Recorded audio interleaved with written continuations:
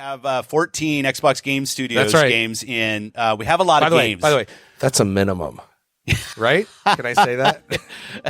What is going on, guys? Dill here, back again with a brand new interview from Phil Spencer and Xbox Live's Major Nelson. One day before E3, they've decided to do this podcast, as per usual, where Phil Spencer talks about rehearsal, new games, and I must stress there are no real spoilers here. If you pay attention to this channel, you already know a lot of the stuff. But for those that are hyped at the conference like myself, you may enjoy listening to this. Of course, I encourage you to check out the original source file linked down below. And yes, you did hear that right. Major Nelson did confirm a minimum of 14 Xbox Game Studio titles on their stage. Also, keep in mind, I did skip around this interview to save you guys some time. Be sure and check out that original source down below. So sit back, relax, subscribe, hit the like button, and let's listen to Phil Spencer's final words before the big show.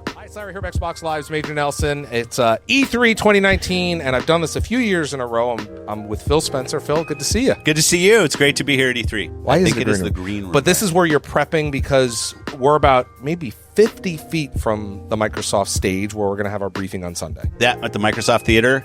So little different setup. We started this last year. I think everybody loves being here in the Microsoft Theater. Stage looks awesome. Well, for those of you that don't know, this is where, I mean, it's a world-class theater. I think the Grammys have been here. The BETs have been here. The ESPYs are coming up next month. Yeah. The Video Game Awards that Jeff Keighley does. So that's it's a big place. Yeah, right here in LA Live. It's so nice because it's right next to the convention center. So everybody who's got their passes to go to E3, they literally just walk across the street. Yep. And it's right here. And after the show, as you know, we open up the stage and all of the E3 attendees can actually come up on the stage, which is where we have all the stations set up for people to play games. You have, I watched the rehearsal. It's coming. How'd I do? What do you give me? You did great. You always do great. But to be honest with you, you're not on stage that much because it's about the games are on stage. That's right. Right. I mean, we have a lot of games, more games I think than we've ever had on stage, and I like. I always have kind of my own ideas about the kind of games that should be on stage and where they're from, and bring in some games that we've never seen on our stage before from creators that have never been on our stage before. Right. And then some of our classic partners that always do a great job. I'm really happy with the lineup. The thing I love about how our show is transformed is the role that the fans play in our show. Yes. Like, they're not just the audience, they are literally in the show. And every year I have a couple new people that are around that haven't been at the show, and they'll watch previous ones, and they're always blown away by the passion and energy of the fans. So when I first come out, the thing that always just literally overwhelms me when I come around the corner is how our Xbox fans are just so passionate about gaming, so passionate about Xbox. Yeah. I say love most of what we do. Obviously, that passion will tell us when they don't love the things that we do. They're not shy. No, but I really, that is the thing that just hits me. And it really makes me kind of take, not instantly, but it kind of, how lucky I am to be able to do what I do. I mean, I'm a punky little kid playing video games back in the 70s, and mom telling me, hey, these video games are going to be the end of you. And then so many decades later, here I am running Xbox, running gaming at Microsoft, get to work with some cool creators, cool people in the industry. Yeah. Some of my best friends that I've met through playing and building of games. And I do something that's a little bit for me, but my two daughters are going to be in the audience this time. Oh, they're coming this year. They're coming great. For the first time.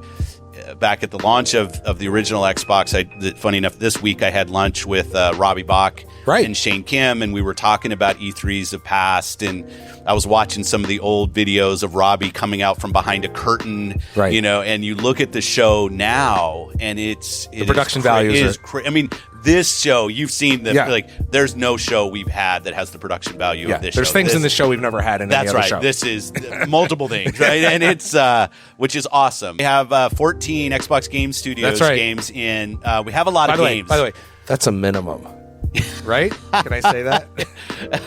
I'm just going to keep, people tried to parse, wait a minute, how many studios do you have? And who's working on what? Counts as what? And, but we have a lot of games. But I like, I always like about that 90-minute mark. In terms of, I just think it stays tight. We kind of keep on message. But I'm really excited about how Matt's team, the Xbox Game Studios team, Matt Booty's team, is showing up. I think doing some things that we haven't done before, showing some games we haven't shown before.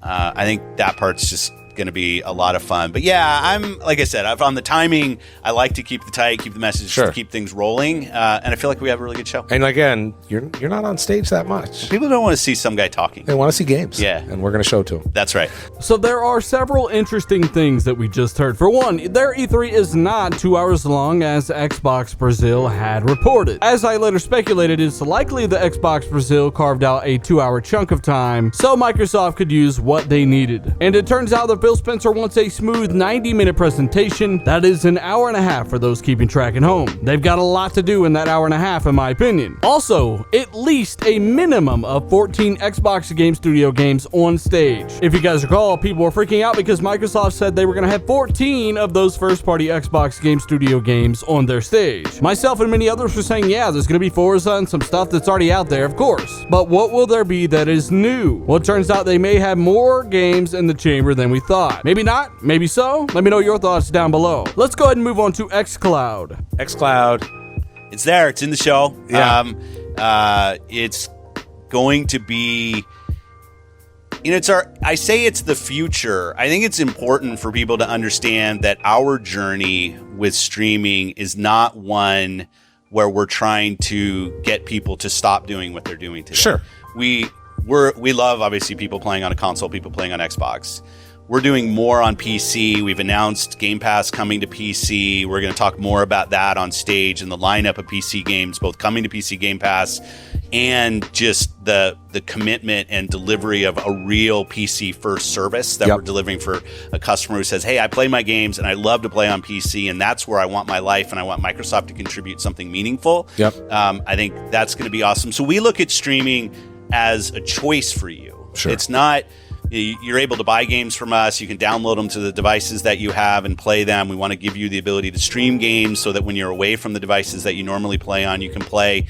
And yes, when you think about multiple horizons out, you think about somebody playing anywhere they are, and parts of the world where people will probably never buy a gaming console, never buy a PC, and this is an option. But it's not like tomorrow I'm trying to say, hey, you should stop doing what you love to do today and start doing something that we need you to do.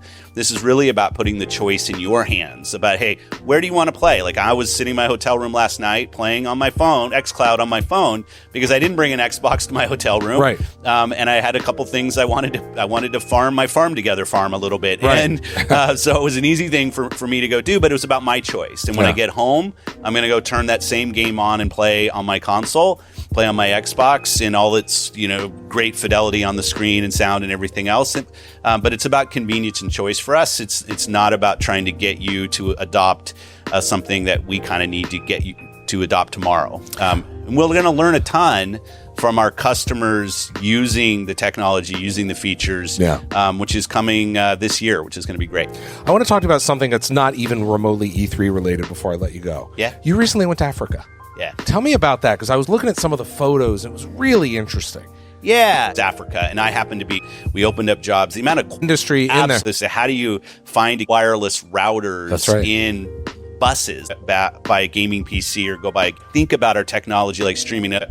We bring games to that person. The funny story is, there's a company called Brick, and they put remote wireless routers in buses. These little buses in Nairobi.